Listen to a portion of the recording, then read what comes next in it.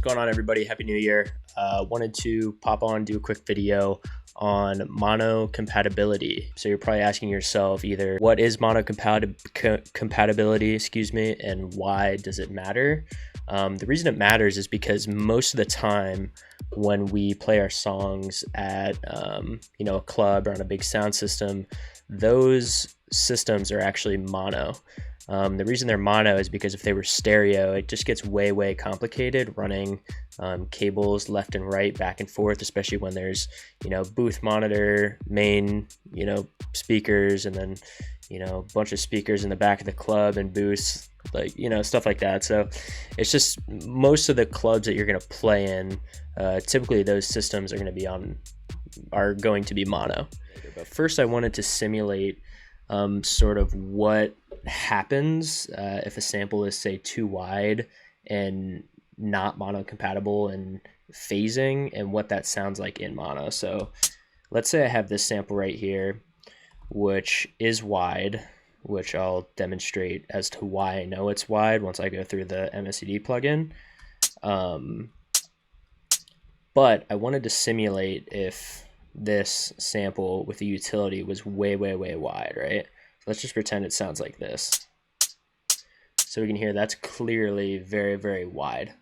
So now I'm going to simulate a mono club system with another utility. And if I sum this right back into mono, notice what happens to the signal. So we go from really wide to mono. Notice what happens to the volume.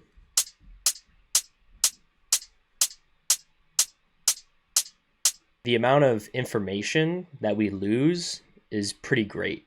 So essentially what that means is that, our sample might sound good in our headphones when we're listening to left and right, but as soon as we play it on a mono system, this big full hat that we have is going to sound like this, which on a club system could, it could be like nothing. You could basically like not hear the hat. Of course, this is a very extreme sample, and you're never gonna add this much width to a sample typically. But imagine if like a vocal or a synth is like way too phasing on the outside, right? And then if you sum that back into mono, there's a chance that you wouldn't even be able to hear that sample when you play it in a club. That's also why it's important to test your tracks at the club and take mental notes in your head, what you liked, what you didn't like. Oh, the hats were way loud. Oh, the clap, the clap wasn't that loud, I couldn't really hear it. Maybe it's not necessarily a volume problem, but rather the sample could be too wide. So let's kind of open up the MSED plugin. I'll kind of show you why I love it and why it's such a staple in my productions.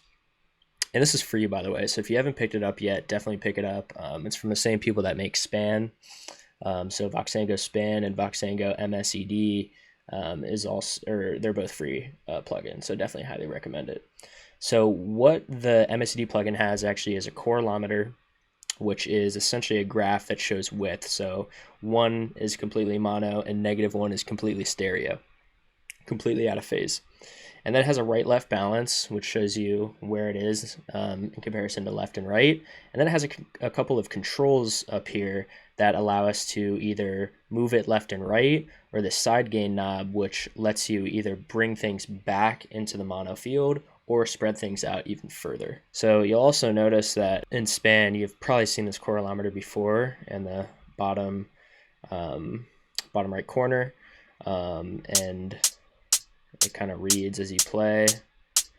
So right now the corolometer is reading between 0 and 1. So let's go back to the example with the utility. If we spread this out even more, you'll notice that this corolometer goes from about 0.25, 0.3, and now it's kind of breaching into that yellow red territory. So a general rule of thumb is we typically don't want to go past 0.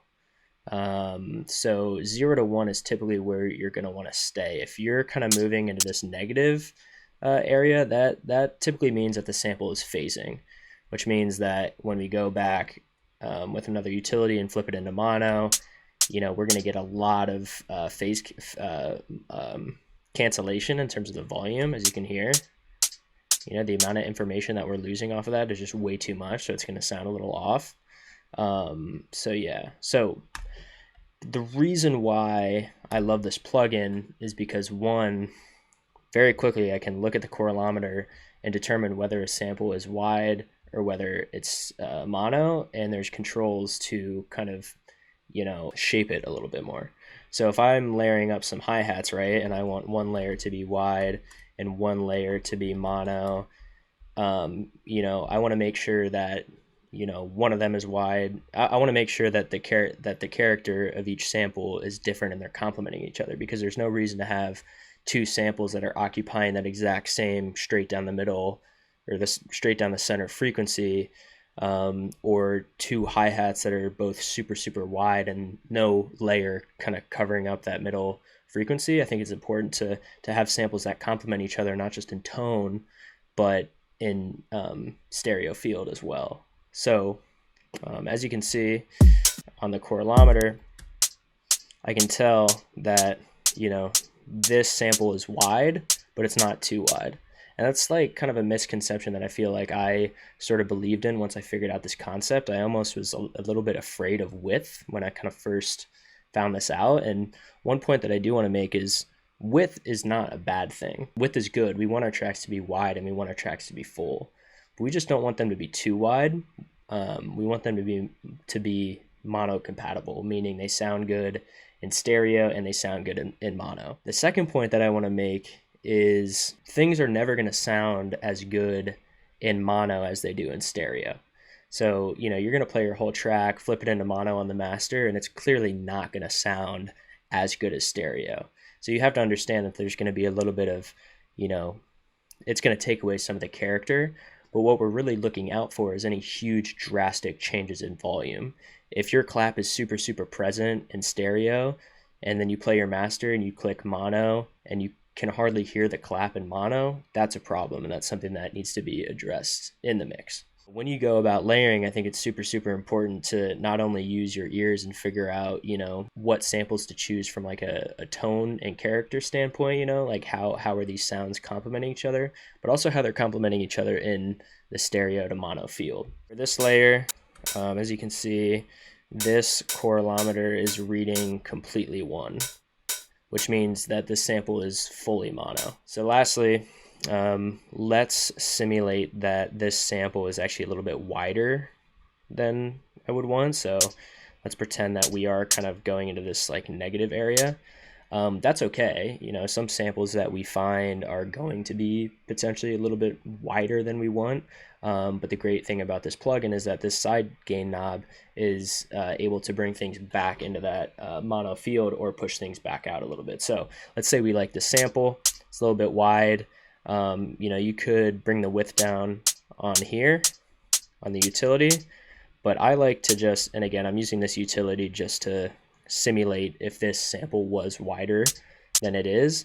You can use the side gain knob to bring back, and you can kind of hear it going from way wide back into the stereo field. So now we still have a wide sample, but it's not too wide, and it's going to complement the mono layer that we already have super well. I hope that helps your productions, and I hope you can kind of implement this tool. It is free. It's definitely been my best friend over the past few months. And yeah, have a wonderful week and happy beat making.